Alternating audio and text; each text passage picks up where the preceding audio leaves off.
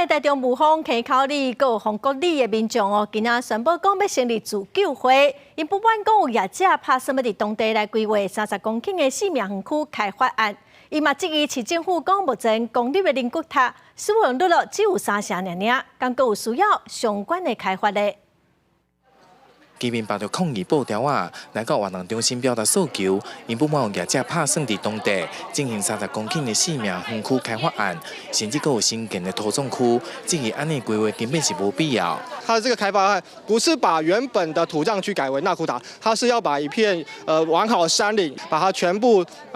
改为这个殡葬园区的话，我觉得这是一个很大的一个冲击。 自救会表示，有开发业者选定雾峰区、溪口里甲红谷里的30公顷的土地，要开发做包含600个灌木区、20万个高富保存设施的市民园区，烦恼就会对着水源以及当地环境造成影响。废水处理要怎么处理？到最后一定会排到溪里嘛。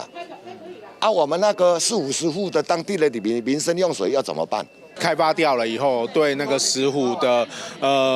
觅食啊，或者是包含它自己的活动会有显著的影响啦，所以我们认为是不应该开发。根据市府的公开资讯显示，目前台湾市纳骨塔位总共是35万个，其中有8万2千万个还未使用，其中伫雾峰区已经是拢用了。市府表示，伫8月初的初审会议当中，已经将业者提出的兴办事业计划退回，要求必须要修正。目前。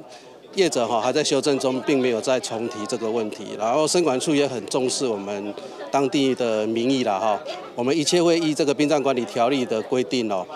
来从实来审查他的计划。市府表示，徛伫长远的立场，还是会考量地方的需求来兴建公立纳骨塔，嘛要求业者必须要加强甲地方沟通。业者目前无进一步回应。当地居民表示，业者虽然伫5月开过一次的说明会，不过当地还是坚持来反对，要求来撤案。